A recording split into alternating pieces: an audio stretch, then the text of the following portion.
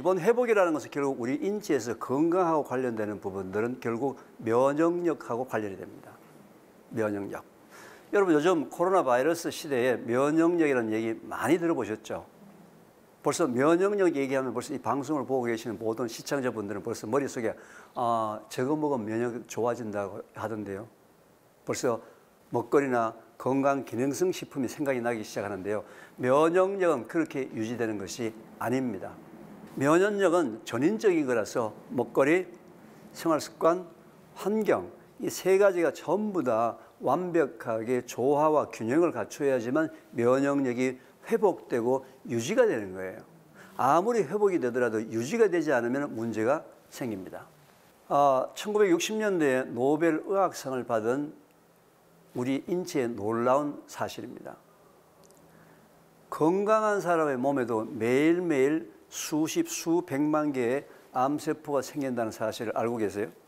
왜냐하면 우리 입과 코로 들어오는 음식, 공기, 물 중에서 매일매일 들어오는 음식, 공기, 물 중에서 발암 인자를 피해서 살 수 있는 방법은 없습니다.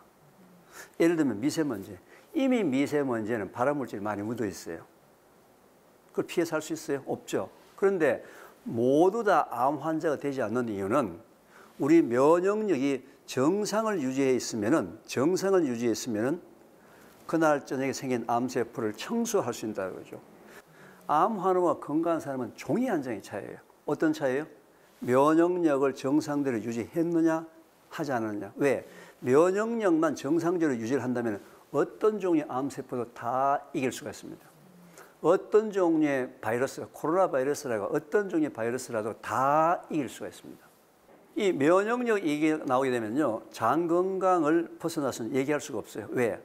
면역세포의 70 내지 80%가 장에 살고 있기 때문에 그렇습니다. 장에 살고 있기 때문에. 그래서 장 건강이 좋아야지만 면역력이 좋은 거예요. 자기가 스스로 가정에서 아주 쉽게 체크할 수 있는 방법이 있습니다.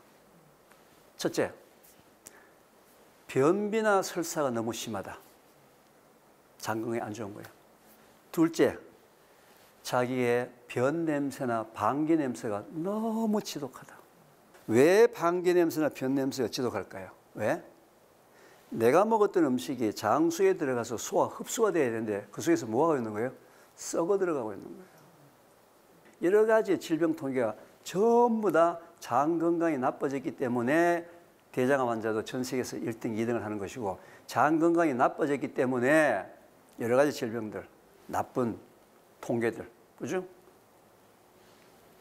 다 질병과 관련되는 부분들이 전부 다 장 건강이 문제가 생겼다는 겁니다.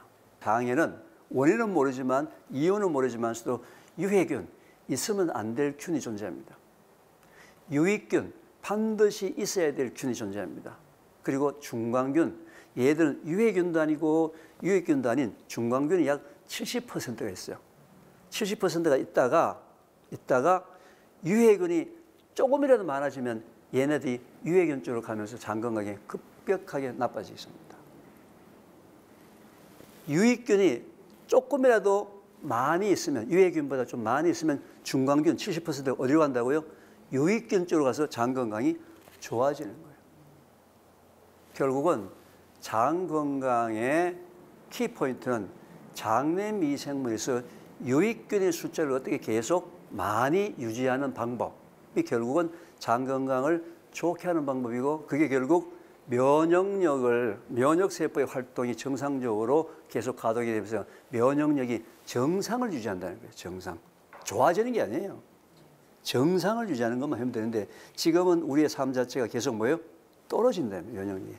또는 올라갔다 내려갔다 하는 거죠. 그래서 모든 질병은 언제 걸린다고요?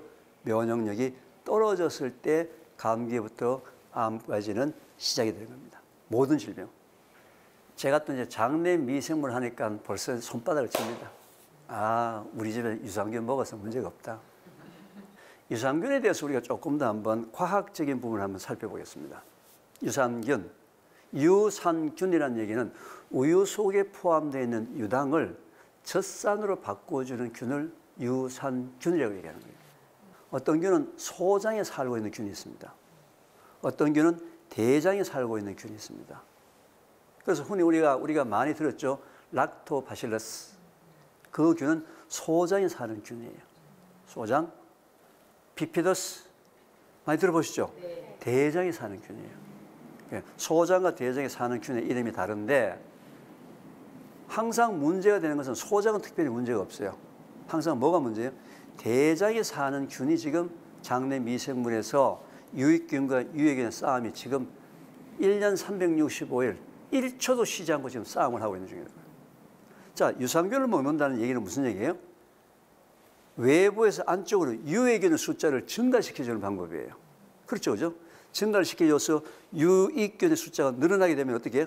중간균이 유익균 서로 와서 싸움에 이기려고 유익균의 숫자를 증가시켜주는 방법이에요. 1세대 유산균을 영어로 프로바이오틱이라고 합니다. P-R-O, 프로바이오틱. 프로바이오틱은 뭐예요? 생균, 살아있는 균을 얘기하는 거예요. 살아있는 균. 근데 이 살아있는 균, 이 유산균들은 우유 베이스이기 때문에 열에 약합니다. 열을 가면 다 죽어요. 또 위를 통과를 못해요. 위산에 다 죽어버려요. 그래서 각 회사마다 캡슐로 씌워가지고 장에까지 내려간다 안 내려간다 각 특허를 가지고 이제 팔고 있는 거예요. 그런데 우리가 먹는 그 유산균은 1세대 유산균은 프로바이오틱은 생균, 균이기 때문에 이 녀석이 내려가더라도 우리가 먹는 게 10억에서 100억 마리가 현재 상업적으로 판매되고 있는 것인데 현재 장 속에 있는 균의 전체 숫자가 약 100조 내지 200조 개예요. 들어가 봐도 표시가 없어요. 따라서 뭘 해야 하냐? 번식을 해야 합니다. 번식을 하기 위해서 뭐가 필요하죠? 먹이가 필요합니다. 유산균의 먹이를 프리바이오틱, PRE, 이걸 2세대 유산균이라고 얘기합니다. 프리바이오틱, 2세대 유산균. 그게 가야지만 이 균이 들어가서 번식을 한다는 얘기죠. 근데 이 먹이가 뭐냐면요. 포도당이에요, 포도당. 쉽게 얘기하면 이 장내 미생물의 먹이가 포도당이 들어가 있는데 포도당은 우리 소장에서 다 흡수가 일어납니다. 절대로 대장으로 넘어가지 않아요. 자, 당이 하나 있는 걸 단당이라고 합니다. 포도당, 과당. 당이 두 개 있는 걸 이당이라고 그래요. 이당의 대표적인 경우가 설탕, 꿀, 엿 이런 게 당이 두 개짜리가 쉽게 분해가 일어나서 흡수되기 때문에 몸이 피곤하면 사탕이나 꿀물을 먹는 이유가 바로 그거예요. 당이 세 개가 붙은 걸 뭐라고 하는지 아세요? 세 개. 아까 두 개는 이당이라고 했어요. 세 개는 삼당 또는 다당. 그죠? 세 개에서 10개가 붙어 있는 것들을 특별히 일컬어서 올리고당이라고 얘기하는 거예요. 올리고당. 세 개에서 10개가 붙어 있으니까 이 녀석들은 여기 소장에서 분해가 일어나지 않고 대장으로 넘어갑니다. 그래서 올리고당이 그 칼로리 흡수가 안 된다고 주부들이 다 요즘 설탕 대신에 올리고당으로 요리를 하죠. 그죠? 그 이유가 뭐예요? 소장에서 분해가 일어나지 않는단 말이죠. 대장으로 넘어가서 대장 초입에 가서 분해가 되면서 대장 초입에 있는 비피더스라든지 이런 장내 미생물한테 먹이를 공급한다는 얘기죠. 그래서 반드시 올리고당을 먹어야만 합니다. 저는 그걸 구입하라는 얘기가 아니고요. 올리고당이 많이 포함되는 음식을 요리로 해서 먹으면 되는 거예요. 반찬으로. 올리고당이 가장 많이 포함되는 음식, 양파, 마늘, 그리고 약콘이라는 게 있어요. 약콘. 고구마 비슷하게 생긴 거예요. 그 다음에 시커멓게 익은 떨이용 바나나, 그 싼 거, 시커멓게 익은 거, 항상 떨이용 거죠. 값싼 거, 그 바나나. 그리고 가장 많이 포함된 것이 콩. 콩이 100g 중에 3g, 3%가 올리고당이에요. 그래서 내가 얘기한 이런 부분을 가지고 반찬을 해서 한 끼를 먹으라는 거예요. 3개에서 10개짜리는 초기에 다 먹어버리고 이게 하행결장이나 에서결장을 통해서 직장 항문까지 저기 끝까지는 3개, 10개짜리 못 가요.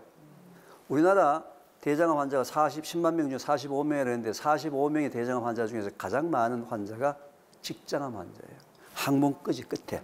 항문 끝까지는 어떻게 포도당이 갈 수가 없었어요. 거기에는 유익균이 하나도 없는 거예요. 포도당을 보내주면 포도당이 아까 3개에서 7개는 초기에다 먹어버리니까 분해되니까 어떻게 해요? 긴 거 20개, 30개. 긴 녀석이 가면은 끝까지 가겠죠. 당이 20개에서 30개가 붙어있는 녀석을 이눌린이라고 합니다. 이눌린이라고 얘기하고 이눌린이 가장 많이 포함되는 음식이 우엉, 도라지, 더덕, 돼지감자, 고들빼기 같은 뿌리식품. 뿌리식품. 그래서 반드시 이런 이눌린이 포함되어 있는 뿌리식품 음식을 최소한 하루에 한 끼 정도는 먹어줘야 된다. 이해가 되셨어요? 그래서 1세대 프로바이오틱, 2세대 프리바이오틱 두 개를 합친 것을 신바이오틱 3세대라고 얘기합니다. 3세대. 요즘은 제4세대 포스트 프로바이오틱, 제4세대 유산균이 지금 굉장히 비싸게 팔려요. 굉장히 비싸게 팔리는데 왜 그렇게 비싸게 팔리느냐? 생균 프로바이오틱에다가 프리바이오틱 모기를 집어넣는 데다가 그 다음 여기에다가 대사물질을 넣었어요. 대사물질을 넣어서 제4세대 포스트 프로바이오틱스를 가지고 굉장히 현재 시중에 판매를 많이 하고 있고 굉장히 비싸게 파는데 시중에 판매되고 있는 어떤 제4세대 포스트 프로바이오틱스보다도 완벽한 먹거리를 여러분한테 소개를 하겠습니다. 전 세계 어디 가서도 자랑할 수 있는 우리나라 전통 발효 식품이에요. 전통 발효식품. 채소를 발효시킨 김치, 콩을 발효시킨 청국장과 된장. 완벽한 식품이에요. 결국 이 두 가지 식품이 우리나라의 미래를 짊어지고 갈 모든 사람들의 장 건강을 회복하는 데 아주 완벽한 식품이라는 근거를 갖고 있는데 가장 좋은 제4세대 유산균이 왜 김치와 청국장과 된장인지에 대해서는 다음 시간에 구체적으로 말씀드리면서 또 다음 시간에 어떻게 집에서 만들어서 먹는지 요리법까지 제가 알려드리도록 하겠습니다. 오늘 강의는 이걸로 마치도록 하겠습니다. 감사합니다.